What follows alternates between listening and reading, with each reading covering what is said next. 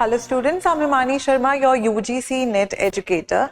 In this new YouTube video, we are going to move forward with the concept series related to Paper 1 English Literature, right? So we have been doing Indian poets in the beginning. We have talked about other poets as well, where we try to talk about Henry Thoreau, Toru Dutt, right? We also tried to talk about Michael Madhusudan Dutt.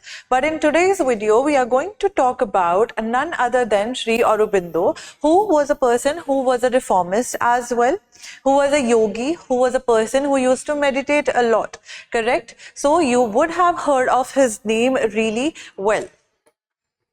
Now this is the image of Sri Aurobindo, and he was a person who used to write certain way or the other about certain poetry which was related to Indian themes, correct? So he was born in the year 1872 in Kolkata,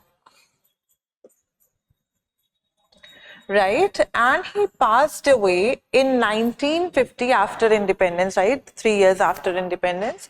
And where did he pass away? He passed away in Puducherry or Pondicherry, as we can call it or know it, correct? So this is what we have talked about, that he was born, he was a person who was writing, who was reforming things, who was talking about things one way or the other, correct?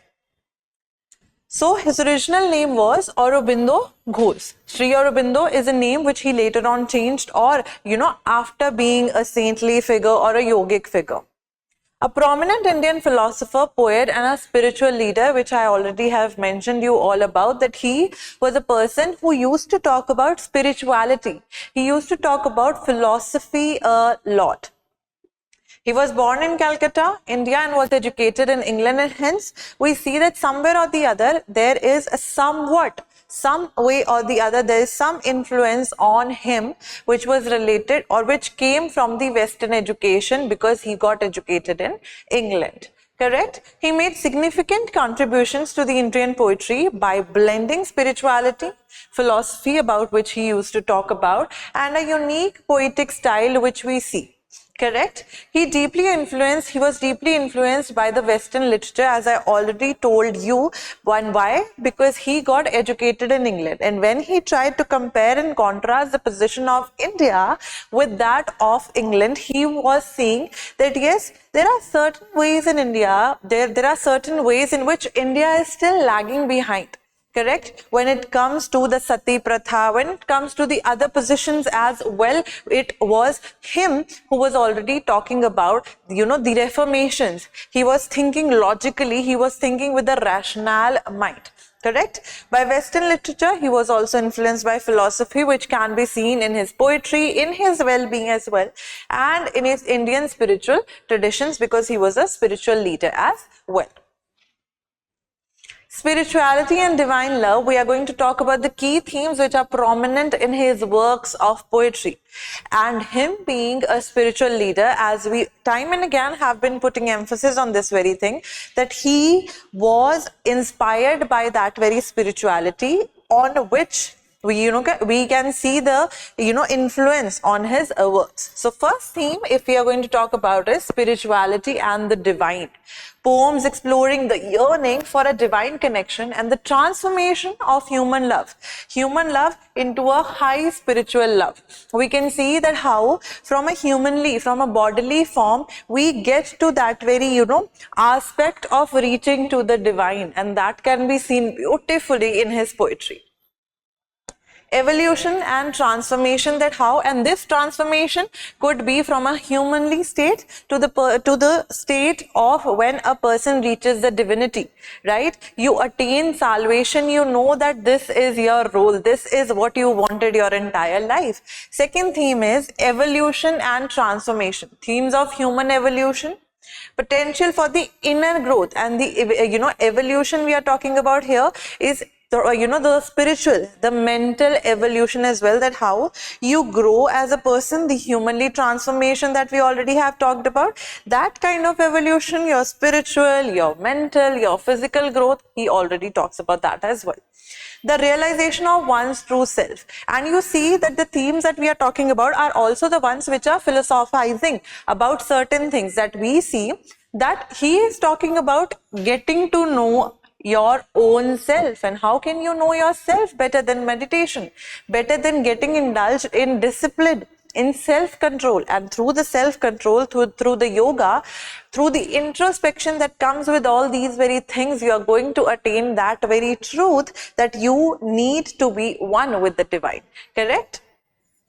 Third is unity of existence, exploration of the interconnectedness of all beings, that regardless of me being born as a human, you being born as an animal, as a thing, etc., we all one way or the other are connected to each other. So this is a philosophical as well as a spiritual theme which can be seen, which is the underlying theme of unity of existence, that we all exist at the same time, we all exist under the same importance which the divine has shed on us. Correct? So, first work of his which we are going to talk about is something which can be asked as a statement-based question in the NET examination as well. In 1947, in the year of independence, he got his famous work Savitri, which has a subtitle, A Legend and a Symbol. You would have heard about Savitri and Satyavan. It explores the journey of the soul. Savitri or Satyavan ki katha. You would have heard that how Savitri was a person who wanted to get his, her husband back, and she went even to Yamraj to get that very thing done. So of course we see, and that thing is a symbol of you attaining something. Correct? So it was published in the year 1947, the same year we all gained independence. Tells the story of Savitri, a princess on a quest to bring her beloved Satyavan back from the clutches of death. Because in Hinduism, we believe that whenever a person dies, it is Yamraj who comes and takes the soul. So basically, Savitri, because she was such a pious woman, she was a princess, etc., she used to pray a lot. She prayed to God, and yet she went even to to Yamraj to get her husband back. Correct? It explores the journey of the soul, the power of the divine love, because through the divine love only she was able to go there and get a reach to Lord Yamraj, and then she can even convinced him to give her husband back, and he was the person who later on achieved life as well. The triumph of the spiritual consciousness over the forces of darkness. The forces of darkness, which we can see the forces of darkness as of the theme of death, which can be seen through the story.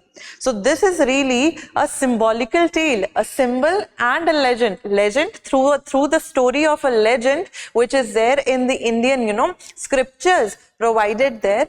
He also used it as a symbol to devote or denote somewhere or the other about the spiritual connection, that how if we achieve that very inner self, if we introspect, if we reach to that divine level, we can overcome the darkness which is within or which is lying outside. Correct? It is our will that how beautifully, how we want to and how willfully we all want to get away from that very darkness. Correct?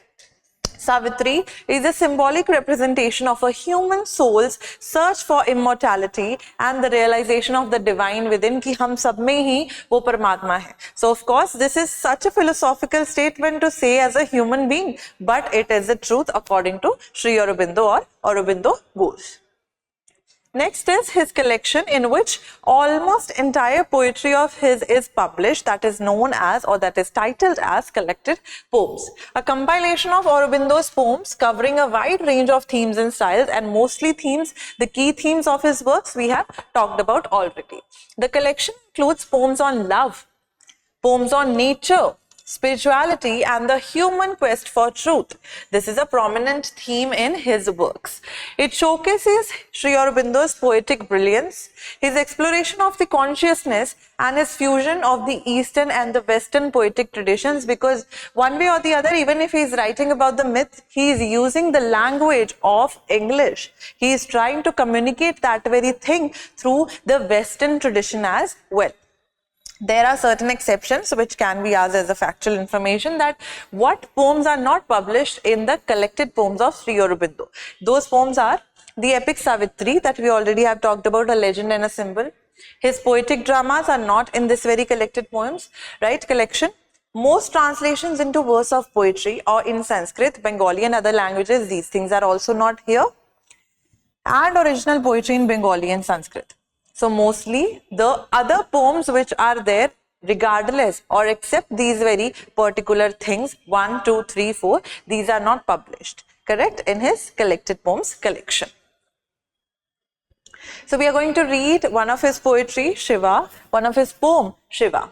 On the white summit of eternity, a single soul of bare infinities, guarded, he keeps by a fire screen of peace. His mystic loneliness of nude ecstasy, but touched by an immense delight to be. He looks across unending depths and seas, musing amid the inconscient silences. The mighty mother's dumb felicity. He is talking about Lord Shiva, correct? Half now awake, she rises to his glance, then moved to circling by her heartbeat's will. The rhythmic whirls describe that passion dance, life springs in her and mind is born. Her face she lifts to him. We are talking about Lord Shiva and Goddess Parvati. She lifts to him and who is herself until the spirit leaps into the spirit's embrace. So basically, if you know about Shiv Shakti, that without Shiv, the Shakti cannot exist, and without Shakti, Shiva cannot exist. So basically, the amalgamation of these two spirits talking about Lord Shiva as well is so beautifully portrayed in this very poem of Sri Aurobindo. Correct?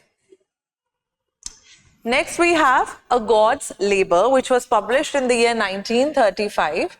Poetic exploration of the divine descent into the earthly realm, basically taking avatar, right? So the divine takes an avatar, comes to the earth to live, and the challenges faced by the divine incarnations, the avatars, in their mission of transformation. So they come here to transform certain things, reflects on the sacrifices, struggles, and the triumphs of the divine, even if they have come on the earthly realm to talk about certain things, to make certain transformations in India or other ways of the world, right? So they have come to this very place to make certain evolutions, certain transformations, and what are the challenges that they are also facing in the humanly spirit. Endeavor to uplift humanity, because they are coming here to change the humanity, to make changes in the evils of the society and bring about spiritual evolution in the people as well. So this is about God's labor. So in the concluding ways, we are going to see that his poetry goes beyond literary excellence. He uses the amalgamation of a Western as well as Indian poetic traditions, and he also talks about philosophy, he talks about love, he talks about nature, he talks about spirituality and the divine, that how one can achieve that divinity which is already within, right, with the usage of yoga and meditation as well. Reflects the fusion of spiritual insight, philosophical depth, poetic beauty, creating a unique genre, because we see that spirituality and philosophy in certain lines, how beautifully they can be expressed is what examples Sri Aurobindo has already said.